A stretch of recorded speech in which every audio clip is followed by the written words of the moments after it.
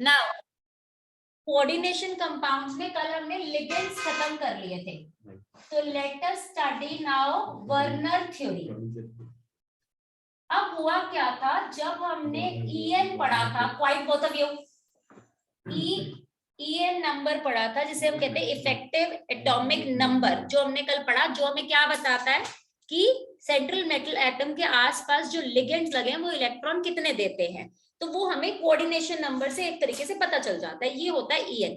But हमने इसमें ये सीखा था कि आपका जो भी कंपाउंड है, तो हमने ये सीखा कल कि जब हम डी ब्लॉक के एलिमेंट्स को हम लेकर जाना चाहते हैं एक स्टेबल स्टेट में, तो वो नंबर ऑफ इलेक्ट्रॉन गेन कर लेता है। Due to this gaining in a senses, उसको लिगेंड्स अपने इलेक्ट्रॉन देते हैं, वो स्टेबिलिटी की तरफ चला जाता है। बट सारे कोऑर्डिनेशन कंपाउंड्स हमने ये देखा था कल कि वो अकॉर्डिंग टू EAN थ्योरी से सेटिस्फाई नहीं हो रहे थे। तो वहां पे ऐसा क्या रीजन था कि वो सेटिस्फाई क्यों नहीं हो रहे थे, तो उसको किसने एक्सप्लेन किया, उसको एक्सप्लेन किया वर्नर थ्योरी ने। वर्नर के भी कुछ ड्रॉबैक्स थे जो कि आगे VBT ने एक्सप्लेन करे थे। अब होता क्या है, जब हमने ये पढ़ा कि कुछ metal atom, central metal atom, या तो अपनी ज्यादा नंबर ऑक्सीडेशन स्टेट में जा रहे हैं, मींस उनके पास एक्स्ट्रा इलेक्ट्रॉन आ रहे हैं स्टेबिलिटी से ज्यादा, तो वो अपने इलेक्ट्रॉन गेन करेंगे, सॉरी लूज करेंगे, that means they are a reducing agent. जिनके पास कम आ रहे हैं दैट मींस वो गेन करेंगे, तो they are better oxidising agent. तो हमें यहां से ये भी सीखने को मिला कि एक कोऑर्डिनेशन कंपाउंड को देखकर तुम ये बता सकते हो कि whether this is an oxidising agent और अ रिड्यूसिंग एजेंट। ये हमारा कल का था पूरा, फिर मैंने तुम्हें एक रिव्यू दे दिया। अब हम आते हैं वर्नर थ्योरी में। जो वर्नर थ्योरी थी उसने ये बोला कि जब हम कंपाउंड्स को, हमने ये पढ़ा है कोऑर्डिनेशन कंपाउंड्स को जब हम डिसोसिएट करने की कोशिश करते हैं पानी में, तो वो डिसोसिएट नहीं होते। तो ये पर्सन पहला था जिसने कोऑर्डिनेशन कंपाउंड्स के ऊपर सबसे पहली थ्योरी दी थी। He was the first person to do this. तो उसने क्या बोला कि कोई भी कोऑर्डिनेशन कंपाउंड दो तरीके की वैलेंसी रखता है, एक होती है प्राइमरी वैलेंसी, एक होती है सेकेंडरी वैलेंसी। ठीक है, अब इसने इन दोनों को जस्टिफाई कैसे किया, उसने कहा कि प्राइमरी वैलेंसी होती है सेंट्रल मेटल एटम की ऑक्सीडेशन स्टेट। ठीक है, हम जो सेंट्रल मेटल एटम लेते हैं उसकी ऑक्सीडेशन स्टेट को बोलते हैं हम लोग प्राइमरी वैलेंसी। ठीक है, फिर उसने बोला इसको जब हम किसी स्ट्रक्चर में दिखाते हैं तो हम इसको ऐसे दिखाते हैं, डॉटेड लाइन से। ठीक है, clear about this much. Then उसने कहा सेकेंडरी वैलेंसी। अभी इसमें एक और पॉइंट है, we will come to that. Secondary valency उसने ये बोला, ये हमें ये बताती है एक तरीके का कोऑर्डिनेशन नंबर है। और हमने क्या पढ़ा था, कोऑर्डिनेशन नंबर क्या होता है कि लिगेंड्स लोन पेयर कितने दे रहे हैं। ठीक है, उसके ऊपर डिपेंड करता है आपका coordination number. Number of ligands पे डिपेंड नहीं करता, लोन पेयर पे डिपेंड करता है। लोन पेयर के इलेक्ट्रॉन मत गिनना, पेयर को गिनना, मींस दो इलेक्ट्रॉन मत गिनना, उसको एक ही पेयर गिनना। ठीक है, तो हम कहते हैं सेकेंडरी वैलेंसी वो होती है। और जब हम इसे डायग्राम में शो करते हैं तो we show it with bold letters. अब उसने जो चीज दी, दूसरी दिया आयनाइजेशन। जो प्राइमरी वैलेंसी होती है वो आयनाइजेबल होती है और जो सेकेंडरी होती है नॉन आयनाइजेबल होती है। अब उसने बोला कि जो प्राइमरी वैलेंसी होती है अगर उसे पानी में डाले तो वो आयनाइज करती है।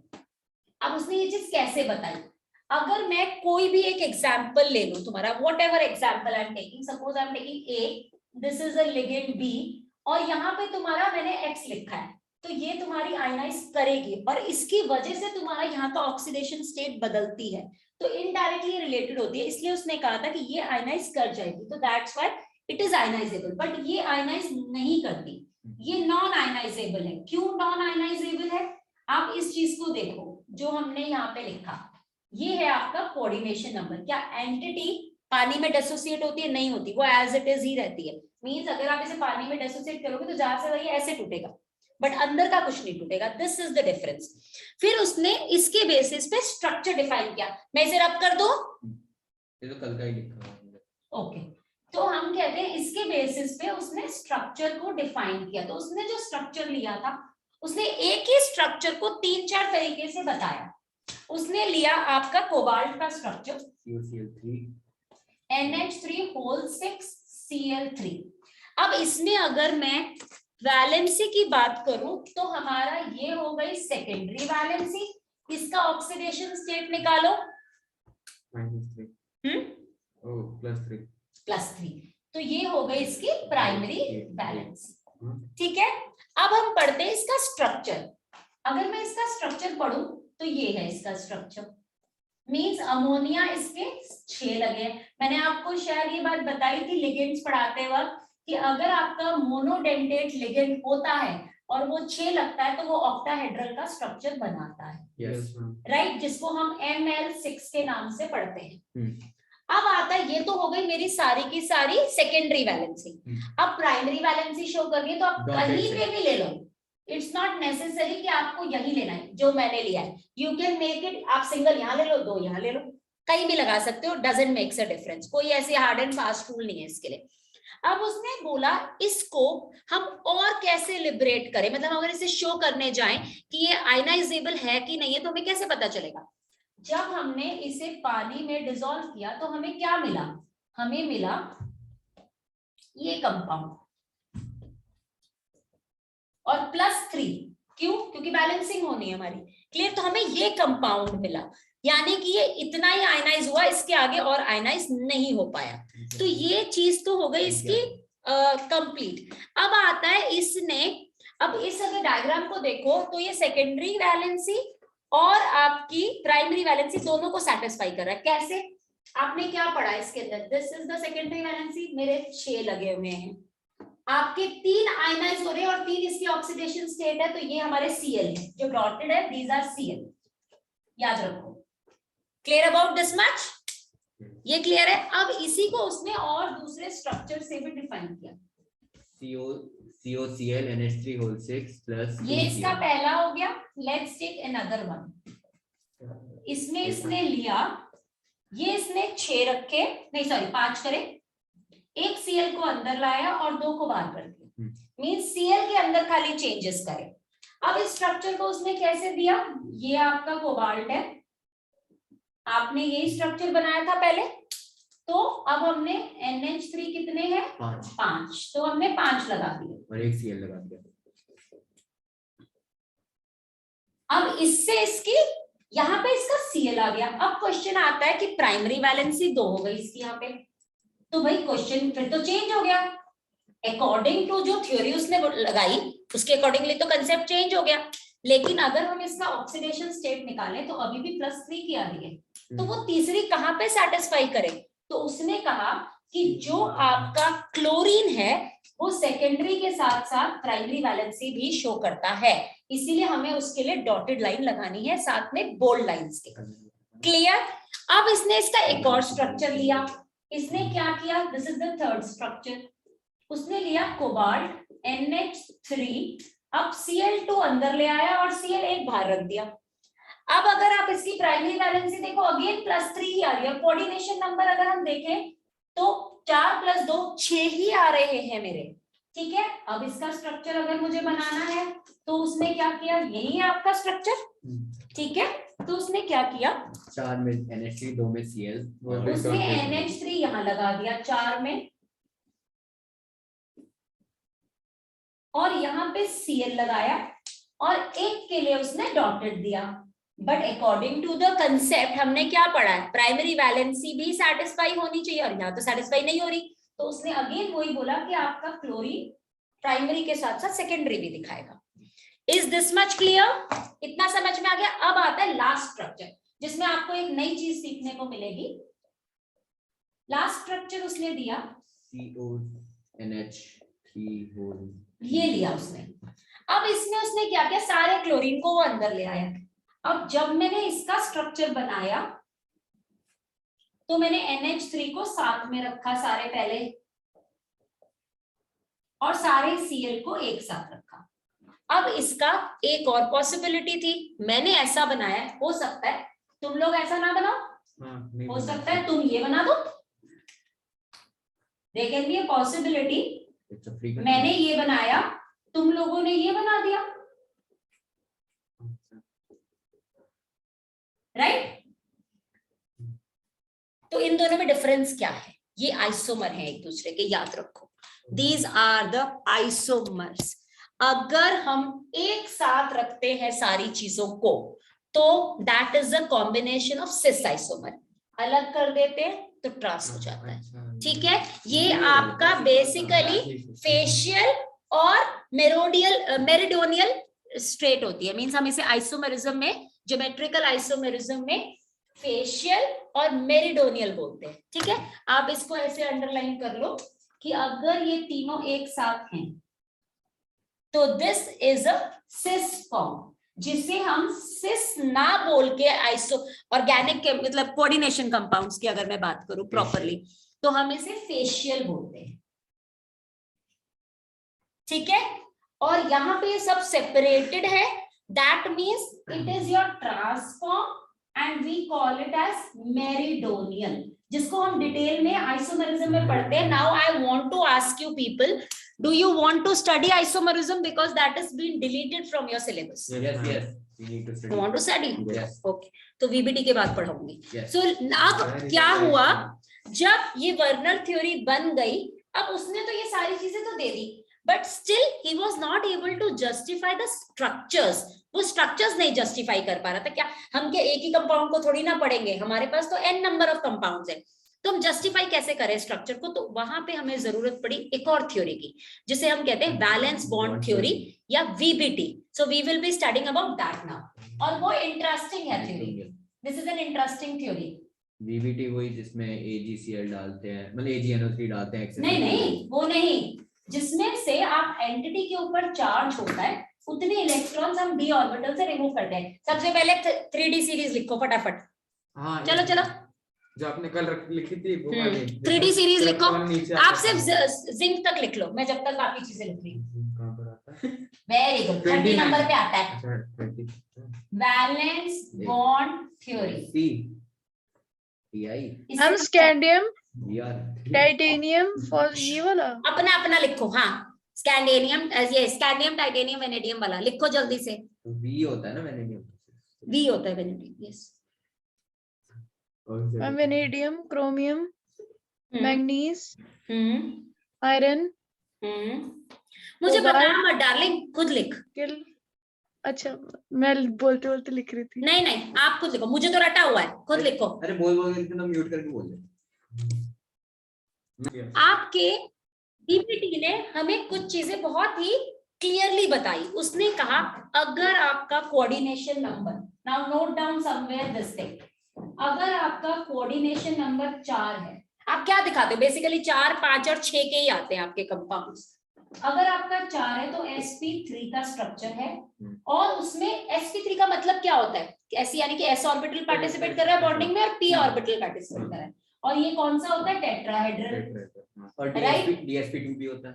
हाँ, एक होता है DsP2, यानी कि D का एक ऑर्बिटल, S का ऑर्बिटल और P के 2 ऑर्बिटल पार्टिसिपेट करे, ये होता है स्क्वायर प्लैनर,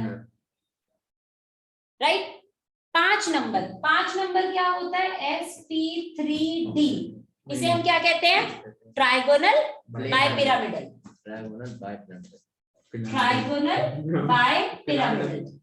ठीक है, देन द लास्ट वन 6 का, 6 is sp3d3, इसे हम कहते हैं ऑक्टाहेड्रल। इसमें 2 आते हैं, लेकिन एक होता है d2sp3, नो d2sp3, यस, इसे हम डिस्टॉर्टेड ऑक्टाहेड्रल बोलते हैं। ओके, अब हमने जो ये चीजें पढ़ी हैं, हम इसे अप्लाई करते हैं अपने इसके अंदर, VBT के अंदर। ठीक है, कि ये कैसे होता है। तो सबसे पहला I will explain you through the example, notes बाद में दे दूंगी इसके। तो सपोज मैंने एग्जांपल लिया कोबाल्ट NH3 एंड योर 6 2+। अब इसमें तुम्हें करना क्या है? सबसे पहले कोबाल्ट का एटॉमिक नंबर लिखो, कितना होता है? 27, आयरन के बाद आता है। ठीक है, अब इसमें से ये 2 जो है ना, ये जो 2 मैंने यहाँ लिखा है, यानी ये इस स्टेट में बैठा है, तो यानी इसने 2 लूज कर दिए, तो कोबाल्ट 2+, 27 - 2 दैट इज 25 इलेक्ट्रॉन। अब इसे EC में डाल दो, और EC में डालने के लिए आर्गन को छोड़ देना, आर्गन को मत कंसिडर करना। ठीक है, आपको क्या करना है, आपके सबसे पहले हाँ एक और चीज लिखनी है। जैसे आप EC लिखते हो, अगर मैं इसकी EC लिखूं तो क्या होगी 3D, बताओ क्या होगी, तुम ही बताओ पहले। हाँ क्योंकि ये तो मैं ही बता दूंगी, तो यहाँ मेन चीज है। पहले 27 की EC बताओ। 27 की होगी 3D नहीं, 3D कहाँ? 3D7 3S2 very good. ओह 3D7 4S2 याद रखने का तरीका सीख लो। 4S2 सब में भरा होता है, बाकी बचे हुए यहाँ डाल दिया करो, यही तो है। अब इसमें से 2 निकाले, तो अब 2 निकालते वक्त ध्यान रखना पहले 2 ये निकलेंगे क्योंकि ये आउटर मोस्ट शेल। 3D7 हो जाएगा। तो हमारा बचा 3D7 खाली और 4S 0 हो गया, राइट। तो अब तुम्हें क्या करना है, यहाँ पे पहले d ऑर्बिटल बनाना है। अच्छा ऐसे याद आ गया। हाँ, पहले क्या है 5 ये? हो गए भूल फिर। जा। ये आपकी हो गई d ऑर्बिटल। चुप। अब याद रखो p ऑर्बिटल है तो वो खाली तो पड़ा है, आपके पास घर है खाली पड़ा है, लेकिन अब इसमें ये याद रखो this is 3D 4S 4P। ठीक है, आपने यहाँ पे डाल दिए। अब इलेक्ट्रॉन 7। मैं पहले तो क्या कुछ नहीं। वो तो अभी नहीं, वो अभी आएगा। अब आता है, अब इसके अंदर हमें अमोनिया देना है। अब क्वेश्चन ये आता है वो पेयरिंग करेगा कि अनपेयरिंग करेगा या नहीं करेगा पेयरिंग। पेयरिंग का मतलब ये इलेक्ट्रॉन इधर जंप करेंगे या नहीं करेंगे। तो यहाँ हम पढ़ते हैं एक नई सीरीज जिसे हम कहते हैं स्पेक्ट्रोकेमिकल सीरीज, जो आपकी लिगेंड्स के ऊपर बेस्ड होती है और वो ये बताती है कि कौन से लिगेंड्स आपके पेयरिंग करेंगे और कौन से लिगेंड्स आपके पेयरिंग नहीं करेंगे। Is this clear? सो अब याद रखो, अब हम ये कहते हैं जो हमारे वीक लिगेंड्स हैं उनमें इतनी एनर्जी नहीं है कि वो पेयरिंग कर सके, जो हमारे स्ट्रॉन्ग लिगेंड्स हैं वो पेयरिंग करेंगे। तो अब आप ये देखो, हमने लिया है ammonia. Ammonia is a week ligand और अ स्ट्रॉन्ग लिगेंड। चेक करो। अमोनिया होता है क्या होता है? वीक लिगेंड होता है। चेक करो सीरीज में ध्यान से। सीरीज खोलना, क्या डेट शीट भी खोलना है सीरीज। डेट शीट आ गई? कोई डेट शीट नहीं आई है, चलो। इट्स अ स्ट्रॉन्ग लिगेंड क्योंकि N आपका डोनेट करता है। ठीक है, ये आपका स्ट्रॉन्ग लिगेंड है, यानी कि ये आपकी पेयरिंग अभी करेगा। Am I clear about this? ठीक है, अब देखो ये 1 2 3 4 5 6 क्यों आ रहे हैं मेरे? 7 आने चाहिए ना। ये एक यहाँ गया, ये एक अकेला रह रहा है। आई थिंक कुछ गलत हो। नाउ अब आपकी पेयरिंग का मतलब क्या है? पेयरिंग का मतलब है ये वाला इसके अंदर जाएगा या ये चला जाए, कोई भी चला जाए। जब ये पेयरिंग करेगा, क्यों कर रहा है? Because this is a strong ligand. ठीक है, अब इसने क्या करना है, आपके जो ये हैं ये तो एज इट इज रहेंगे। अब इसके पास ये वाला एक इलेक्ट्रॉन आ गया तो ये वाला इधर जंप कर जाएगा, तो ये बच गया यहाँ पे। अब आते हैं बाकी एज इट इज खाली छोड़ दो। अब आपके लिगेंड्स है। अमोनिया कितने इलेक्ट्रॉन देगा? एक यहाँ देगा, एक यहाँ देगा, एक यहाँ देगा, एक यहाँ देगा, एक यहाँ देगा। अब यहाँ पे इसको 5 कर लो, तभी तुम्हारा सेटिस्फाई हो पाएगा। Clear about this? आपके 2 यहाँ है, इसके 2 यहाँ, इसके यहाँ 2, इसके यहाँ 2, इसके यहाँ 2। क्या इसी बनी? DsP3। That means your this one octahedral, distorted octahedral shape. समझ आ गया? अब दूसरी चीज यहाँ पे क्या पता करते हैं, ये पैरामैग्नेटिक है कि डायमैग्नेटिक है। अब इसके पास एक इलेक्ट्रॉन अनपेयर्ड है, that means it is a paramagnetic. Clear? कुछ यहाँ घुसा? तुम दोनों के घुसा है, इनके तो पूछ लूं, बताओ कुछ आया समझ में? थोड़ा सा मैम एक क्वेश्चन हो जाए और अभी बहुत सारे होंगे इसके ऊपर, क्योंकि क्वेश्चन यहाँ से आते हैं। मैम एक चीज मुझे पूछनी है। हाँ बोलो। जैसे एनसीईआरटी में जब ये वाला मैंने देखा था, उसमें ऐसे डॉट डॉट डॉट करके एक बॉक्स बना रखा था, उसका क्या होता है? ओके, वो ये हाँ ऐसे करके हाँ। वो ये शो करना चाहते हैं कि आपको हाइब्रिडाइजेशन यहीं से उठानी है, और ये ही कोऑर्डिनेट बॉन्ड्स है, ये वाले नहीं है, because these are not paired, these are when a ligand is donating in the vacant d orbital, तो यानी कि यहाँ पे कोऑर्डिनेट बॉन्ड बन रहा है। एक और लो, तो हमें ऐसे दिखाना पड़ेगा पेपर के अंदर ये करके? डॉटेड दिखाना जरूरी नहीं है, बट ये सारा प्रोसीजर दिखाना पड़ता है। अब मैं आपको पूरा प्रोसीजर बता रही हूँ जो जो आपको दिखाना होगा पेपर में, क्योंकि ये क्वेश्चन आते हैं। सर इसको इरेज मत करिए। नहीं, वो आपका उसमें है, रिकॉर्डिंग इज देयर। अब आप देखो, सबसे पहले कोबाल्ट का एटॉमिक नंबर 27। अब ये 3 माइनस को ये मत समझ लेना कि कोबाल्ट 3 गेन कर रहा है, वो एंटिटी नेगेटिव है, समझ में आया? वो मेटल है, वो कभी गेन नहीं करेगा, वो लूज ही करेगा। मैं तो सोच चुका हूँ 30 होने वाला है इसका। अब कोबाल्ट यहाँ कितने की ऑक्सीडेशन स्टेट दिखा रहा है? +3 की। +3 की ऑक्सीडेशन स्टेट इसकी है, तो कोबाल्ट 3+ यानी 24, 3 गया तो 24, right? Now make an EC according to this only, जैसे मैंने अभी सिखाया 3d6। हाँ 3d6 ऑब्वियसली। तो आपका कितना आया? यहाँ 2, यहाँ से सबसे पहले 2 गए थे क्योंकि इसकी EC क्या थी? 3d7 4s2, अब बचा 3d 2 यहाँ से, 1 यहाँ से, 3d6 तो 3d6, यस ये बनी EC, यस। ठीक है? और बाकी आपका खाली है। फ्लोरीन हमेशा वीक लिगेंड्स में आता है, मैं ही बता रही हूँ, ये पेयरिंग नहीं करेगा, बिल्कुल नहीं करेगा, तो जैसा है वैसा ही पड़ा रहेगा, ये पेयरिंग नहीं करेगा। मैं दोबारा बोल रही हूँ, fluorine is a week ligand. तो इसका मतलब कोई शेप आपके नहीं। जो जितने भी हेलोजेंस होते हैं ना, ये वीक लिगेंड्स में आते हैं, ठीक है? यही मेरी ट्रिक्स है, ऐसे छोटी छोटी सी। तो हम कहते हैं fluorine is a week ligand. अब ये पेयरिंग नहीं करेगा, तो यानी कि कहाँ देगा? 6 है, 6 कहाँ पे देगा ये बताओ? 1 2 3 4, एक यहाँ दिया, एक यहाँ दिया, एक यहाँ दिया, एक यहाँ दे दिया, लेकिन 4th शेल है, यानी d ऑर्बिटल भी होगा इसके पास, खाली पड़ा होगा, दैट इज समथिंग डिफरेंट। घर है लेकिन खाली है, तो यानी कि यहाँ पे एक d ऑर्बिटल भी होगा। अब आपको इसे कैसे शो करना है? You have to write down everything. This is 3d6 4s 4p 4d, खाली है बट है। हम जब ऑब्बे प्रिंसिपल पढ़ते हैं 3 से d आना शुरू हो जाता है। अब इसमें इलेक्ट्रॉन डालो, 1 2, एक फ्लोरीन हुआ, दूसरा, तीसरा, चौथा, 5वां एंड 6ठा। 6 फ्लोरीन है, मैंने 6 डाल दिए। क्या EC बनी आपकी? sp3d2, right? Now which is this EC? Distorted octahedral. This is also octahedral geometry, आप इसे डिस्टॉर्टेड बोल सकते हैं, ठीक है? So this is an octahedral geometry, ठीक है? अब पैरामैग्नेटिक डाई है, पैरामैग्नेटिक, क्योंकि कोई भी ये देखो ना, मैं वो देख रहा था। नहीं आपको सारे देखने, देखो इनको देखकर तो कोई फायदा ही नहीं है, क्योंकि ये तो दे ही लोन पे रहा है, तो ये तो 2 ही देगा। तो आपको ये वाला ऑर्बिटल देख के बताना होता है कि पैरा है कि डाई है। Now is it clear? थोड़ा सा समझ में आया? Take another example. Very example. ये मैं सॉल्व करूंगा, हम solve.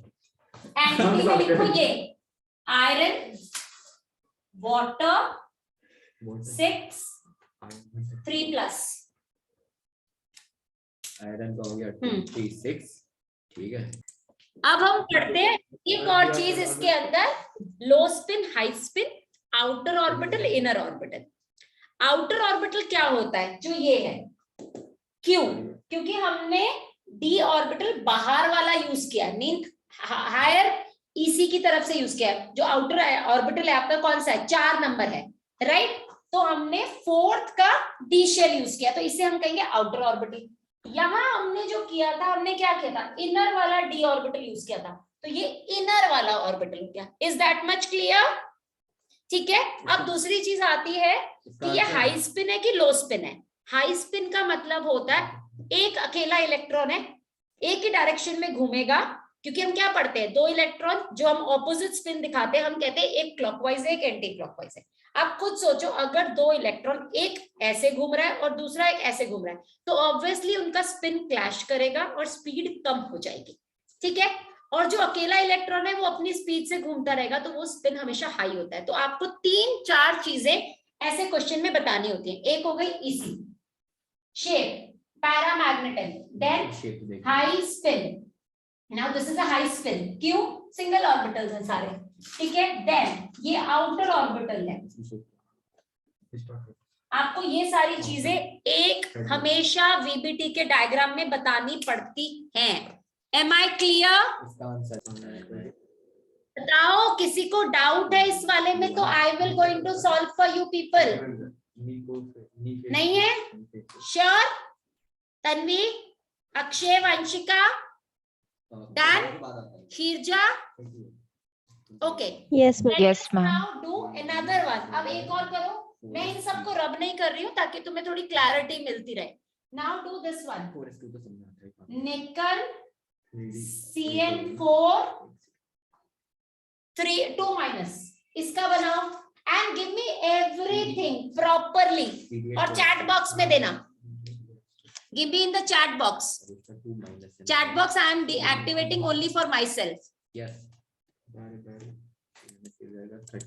Give me in chat box your these answers and मुझे hybridization चाहिए, मुझे shape चाहिए, मुझे उसका magnetic behavior चाहिए, मुझे high spin low spin चाहिए और inner है या outer orbital है, सारा लिख के दो, फटाफट से करके दो। सब मिल जाएगा। Now हम पढ़ रहे थे ये वाला कंपाउंड, बताओ क्या है? You both will not answer. Tanvi, give me everything, इसका सारा डिटेल दो इस कंपाउंड का। तन्वी सो गई? Yes, ma'am. हाँ बताओ इसका, इसका सारे पॉइंटर्स बताओ मुझे। मैम चैट में लिख दूं? हाँ चैट में लिख दो, कोई बात नहीं। आई एम ओपनिंग चैट, लिखो। हम कंपाउंड देखना है मुझे। तुम अभी कंपाउंड ही देख रहे हो Aastha? This is the compound. You people मैं दूसरा वाला कंपाउंड में तो COFE का कर रही हूं। 4 क्लोरीन 2 माइनस। मैम लिख दो। जिनका हो गया है they can do this one, निकल 4 क्लोरीन 2 माइनस, अब ये भी तो करा है। अच्छा वो that is Cl। My bad. Tanvi ठीक है? मैं बताऊं? चुप। Hybridisation is correct, diamagnetic, very good. What was about Tanvi? High spin, low spin, inner orbital, outer orbital. अरे इसकी मैप दोबारा बता दिया। 28 है। मैम NiCN4 का मैं बता दूं, मुझे आ गया। रुक जा, एक मिनट रुक जा, उसे बोलने तो दे। हाँ करेक्ट, आगे चलो तन्वी। लास्ट पॉइंट रह गया, इनर की आउटर।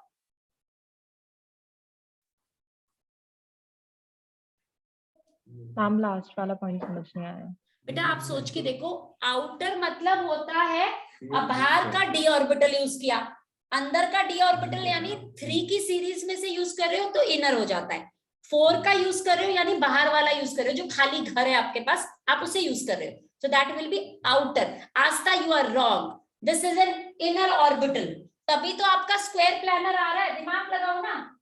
अगर आपने डी पहले लिखा है तो यानी आप इनर वाला ले रहे हो। मैम लेकिन इसकी आउटर कॉन्फ़िगरेशन नहीं होगी 2 अनपेयर्ड के साथ? अब मुझे बनाना पड़ेगा, मतलब हो गया। Next question. ओके 2 मिनट रुक जाओ। Very speed.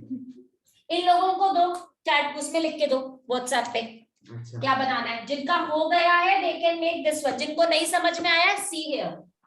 मेरा व्हाट्सएप मैंने लिया CN का 4 2 माइनस, निकल की मेरी EC होती है 28, दैट मीन्स 3D8 4s2 और निकल आपका 2 प्लस दिखा रहा है, that means 3D8 4s0 4p भी 0। ठीक है, अब मैंने बनाया निकल 2 plus, so I am making here 1 2 3 4 5, ये मेरा हो गया। यहाँ पे मैंने 8 लिए, राइट, ये हुआ। ये आपका स्ट्रॉन्ग लिगेंड है तो ये यहाँ पे जंप करेगा, तो पेयरिंग हो गई। जब पेयरिंग हो गई तो आपके पास क्या बचा, ये सारे कवर हो गए, तो that mean this is diamagnetic. अब आ गए ये चीजें खाली। अब मेरे CN कितने हैं, 4, एक CN यहाँ गया, एक CN यहाँ गया, एक CN यहाँ गया, एक CN यहाँ गया। मैंने P के 2 यूज करे, S यूज किया, D और यूज किया। आस्था लुक एट हियर, ये D मेरा 3D का है, तो यानी कि ये इनर ऑर्बिटल है। This is an inner orbital. ठीक है, अगर जैसे ये वाला कंपाउंड है, ये मेरा यहाँ तक कवर्ड था, तो मैंने 4 का D यूज किया, यानी ये बाहर का यूज कर रही हूँ। शेल मेरी और बाद में जा रही है, दैट मीन्स आउटर ऑर्बिटल। हम आ गया। वंशिका ने लिखा है nickel Cl4 plus is sp3 hybridised tetrahedral paramagnetic and outer. You people have got the same. Nickel Cl4 plus तो 2 माइनस का उसने लिखा sp3 tetrahedral paramagnetic outer orbital. Outer क्यों होगा? sp3 है तो बाहर का ही तो ले रहा है वो, अच्छा अंदर का थोड़ा कुछ ले रहा है। okay. और हाई स्पिन की लो spin, high high spin. Sir clear, समझ आ गया?